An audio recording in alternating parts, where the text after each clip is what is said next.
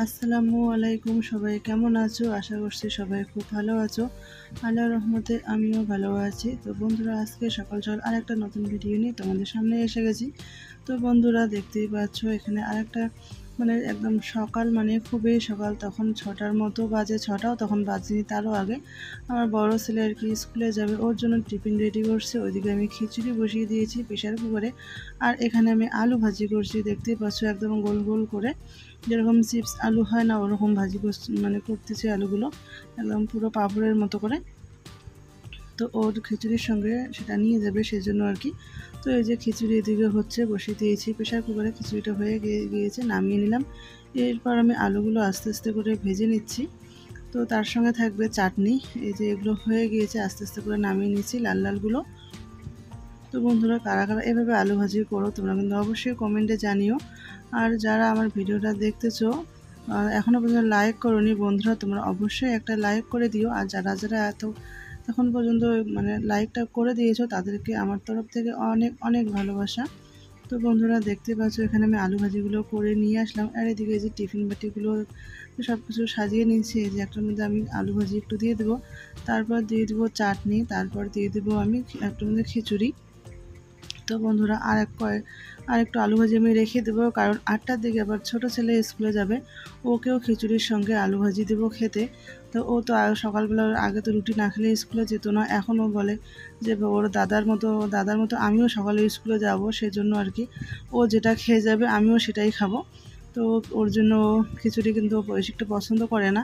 তো ওই যে ওর বড় সব ছোটো বাচ্চাই না, ওর বড় যদি দাদা বা দিদি যদি থাকে, তো ওরা বড়রা যেটা করে আর কি, ছোটরাও কিন্তু সেটাই করতে চায়। তো ও যে ঘুম থেকে উঠে মাঝে মাঝে সকালে দেখে ওর বড় দাদা আর কি খিচুড়ি সবজি এটা সেটা খেয়ে যায় বা স্কুলে টিফিন নিয়ে যায়, তো ও সেজন্য বলছে আমি যখন বড় দাদার মতো স্কুলে সকালে যাচ্ছি, সেজন্য আমিও খিচুড়ি আর আলু ভাজি খেয়ে যাব।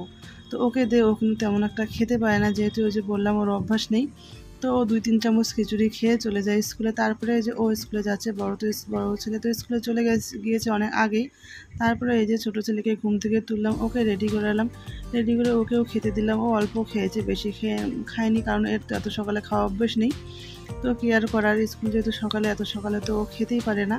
তো এই যে ও আমার আগে হুড়ুড়ু করে চলে গেল, একদম কি আর বলি, দোকানে গেল। ও আমার দোকানে ওর আঙ্কেলটা থাকে, সে নিয়ে যায়। তো তারপর আমি বাড়ি চলে আসলাম। তো আস্তে আস্তে একটু ভিডিও করে নিচ্ছি। তো আকাশে প্রচুর পরিমাণে রৌদ্র, একদম সকালেই পুরো রৌদ্র। তো একদম কি আর বলি, আজকে তো হাওয়া বাতাস কিচ্ছু নেই, হালকা হালকা করে একটু করে হাওয়া। তো এদিকে এই ফুল গাছটা তোমাদের সঙ্গে শেয়ার করা হয়নি। এই ফুলগুলোর আমি নাম জানি না, অনেক ছোটোতে গাছটা কিনে এনে লাগিয়েছিলাম। তো যখন গাছটা কিনেছিলাম তখনই যার কাছ থেকে কিনেছিলাম সেই বলেছিল নামটা, বাট আমার তো এখন নামটা ভুলে গিয়েছি। নীলকমল তো ফুলটা নীল হবে, তো জানি না এটা যে কি ফুল। তো তোমরা যদি কেউ জানো তো ওই ফুলটার নামটা বলে দিও। তো আমি তো ভুলে গিয়েছি, অনেক আগে যেহেতু গাছটা লাগিয়েছিলাম তখন খুব ছোট ছিল। আর এখন তো অনেক বড় হয়ে গিয়েছে, ফুটতেছে, তোমরা দেখতেই পেলে। তো তারপর চলে আসলাম বাড়িতে, বাড়ির মধ্যে ফুলগুলো একটু একটু ভিডিও করে নিলাম। তো ফুলগুলো হাওয়াতে খুব সুন্দর নড়ছে। এদিকে আমার লাল গোলাপ ফুলটাও একদম কালারটা একটু একটু চেঞ্জ হয়ে যাচ্ছে, যেহেতু আর ওর ঝরে যাওয়ার সময় এসে গিয়েছে, সেজন্য আর কি। তারপরে বাড়িতে এসে সব ঘরটার গুছিয়ে নিলাম, চাটা খাওয়া হয়ে গেল। তারপর চলে আসলাম নাস্তা বানানোর জন্য। সকালে যে আমাদের নাস্তাটা হয় 10টার দিকে, টিফিনটা রুটি টুটি রোজ যে বানাই সেরকমই আর কি। তো আজকে বানাবো এখানে ছোলা, মানে এই যে ছোলার ডালটা যে আছে, ছোলার ডাল, সয়াবিন, শসা সব কিছু দিয়ে এখানে একটা সবজি বানাবো আমি। এখানে আমি সব কিছু কেটে দিলাম, সবজি আলু টুলু সব কিছু দিয়ে। এখানে মরিচ, কাঁচা মরিচ, পেঁয়াজ, আদা, রসুন সব কিছু আমি এখানে একসঙ্গে দিয়ে, সব মশলা দিয়ে সব কিছু দিয়ে আমি মেখে নিব ভালো করে। মেখে নিয়ে তারপর আমি এই সবজিটা বসিয়ে দেবো। তো দেখতে পাচ্ছ বন্ধুরা, সব কিছু আস্তে আস্তে করে দিয়ে দিচ্ছি। তো এভাবে রান্না করলেও কিন্তু অনেক ভালো লাগে খেতে, যেহেতু সকালের সবজি একটু হালকা পাতলা করেই করতে হয়। তো সেজন্য আমি প্রেশার কুকারে সব কিছু একসঙ্গে দিয়ে হালকা পাতলা করে এই সবজিটা বানাবো। একটু শুকনো লঙ্কা গুঁড়ো দিয়ে দিলাম।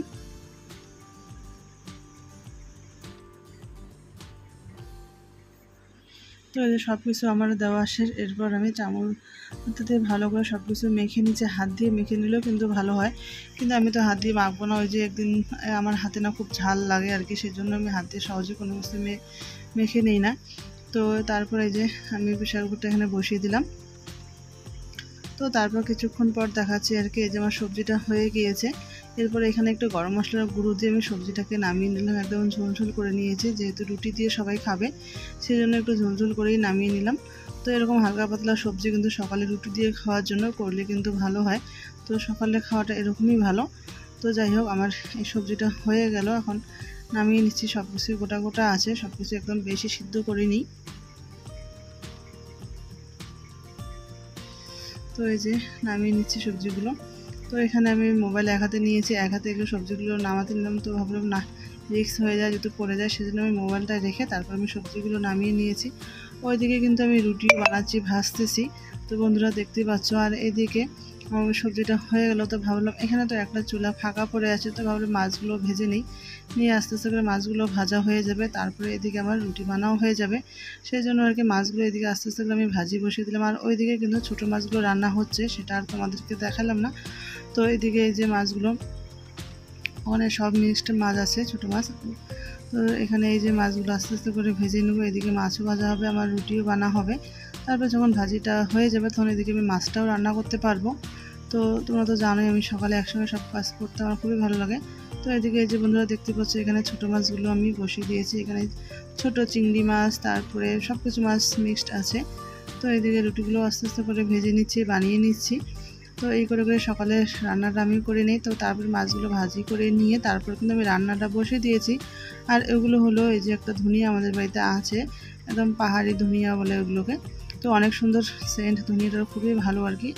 তো এরকম সবজিতে মাছে দিলে কিন্তু বেশ ভালো লাগে খেতে, সেজন্য একটু নিয়ে এসে দিলাম। বেশি দিলে কিন্তু আর ভালো লাগে না, খুবই অল্প পরিমাণে দিতে হয়, তাহলেই ভালো লাগে। আর বেশি করে দিলে না একদম গন্ধটা বেশি হয়ে যায়, তখন আর ভালো লাগে না খেতে। তো তারপরে এদিকে আমি একটা করলার সবজি বসিয়ে দিয়েছি, দেখতেই পাচ্ছ। তো করলাটা এভাবে রান্না করলে কিন্তু খুবই ভালো লাগে খেতে। আমাদের বাড়িতে এভাবেই রান্নাটা বেশি হয়। করলা একদম ছোট ছোট যেগুলো করলা থাকে সেগুলো শুধু ভাজি করা হয়, আর এরকম বড় করলা নিয়ে আসে শুধু এইভাবে রান্না করার জন্য, এটা ভাজি করা হয় না। একটু শুকনো শুকনো করে মাখা মাখা করে এই করলাটা রান্না করা হয়, খুবই ভালো লাগে খেতে, খুবই টেস্ট হয়। তো এর একটু সিদ্ধ হওয়া বাকি আছে, সেজন্য একটু ঢেকে দিলাম। তারপরে এখানে আমি ডাল রান্না করব, ডাল ফোড়ন দেবো, সেই জন্য ডাল সিদ্ধ করে নিয়েছি, সব মিক্সড ডাল একসঙ্গে 3-4 রকমের। তো তারপরে এখানে তেল দিয়ে দিলাম, সরিষার তেল, আর শুকনো লঙ্কা, তেজপাতা সব কিছু দিয়ে দিলাম। তারপরে একটু দিয়ে দিলাম পাঁচফোড়ন। তো বন্ধুরা দেখতেই পাচ্ছ। তো পাঁচফোড়ন দিয়ে তারপরে একটু আমি গরম মশলা দিয়ে দিলাম, দালচিনি আর হলো গোলমরিচ, লং একটু দিয়ে দিলাম, ছোটো এলাচ কিন্তু দেইনি। দিয়ে ভালো করে একটু ভেজে নিলাম। ভেজে নিয়ে তারপরে আমি ডালটা এখানে দিয়ে দেবো। ডালটা কিন্তু এইভাবে ফোড়ন করলে কিন্তু ভালোই টেস্ট হয় খেতে। তো বন্ধুরা দেখতে পাচ্ছি এরকম গরম ডাল মানে ফোড়ন দিতে গিয়ে ওদিকে পড়ে যাচ্ছে, আর এদিকে আমার চোখে মুখে একটু ডালের ভাবটা এসে লাগতেছে। তো কি আর কিছু করার নেই, এভাবে তো রান্না করতেই হয়।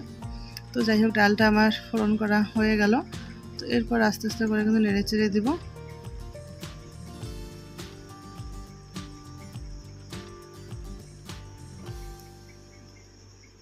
তো এদিকে রান্নাবান্না সব শেষ, আর তোমাদেরকে রান্নাঘর শেয়ার করলাম না। তারপর চলে আসলাম কাপড় কাচতে। এখানে কাপড়গুলো সকালে আমি ভিজিয়ে দিয়েছি মেশিনে। তো তারপর আমি একটু কেচে নিলাম, অনেক সকালে তো ভিজিয়ে রেখেছিলাম, তো রান্নার আগেই আর কি, সেটা ভেজানোর সময় সেটা আর কি তোমাদেরকে দেখাইনি। তো তারপর আমার কাপড়গুলো ধোয়া হয়ে গেল, যেহেতু এই মেশিনটা আমাদের ফ্লুইড মেশিন, তো একটাতে আর কি সব কিছু এসে নেই, তো আলাদা করা আছে, সেজন্য একখান থেকে উঠে আবার আরেকখানে দিতে হয়, সেজন্য আর কি এখানে আমার ধোয়া হয়ে গিয়েছে। তো এখানে একটু ড্রাই করার জন্য আমি আরেক সাইডে দিয়ে দিলাম, একটু ড্রাই করে নিয়ে তারপরে আমি শুকোতে দিই, তাহলে তাড়াতাড়ি শুকিয়ে যায়। তো এই যে ড্রাইটার মধ্যে দিয়ে দিলাম।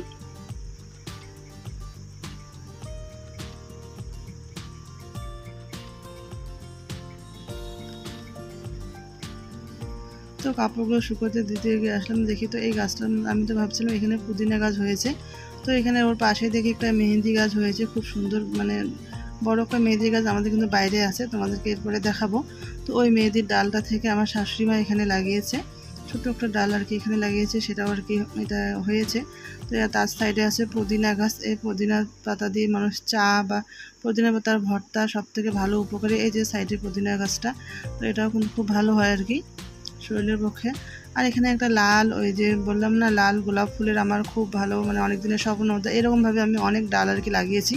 তো এখানেও এই যে আরেকটা লাল গোলাপের ডাল আর কি লাগিয়েছি, দেখা যাক এই ডালটা হয় কি না জানি না। তো এরকমভাবে আমি অনেক গোলাপের ডাল লাগিয়েছি, একটাও হয়নি, আর ওখানে হয়েছে, সেজন্য আমি খুবই খুশি। তো এখানে পুদিনার গাছ আরও আছে আরেক বালতিতে, তোমাদেরকে শুধু ফুলগুলোই দেখাই, এগুলো অতটা দেখা হয় না বা দেখাই না।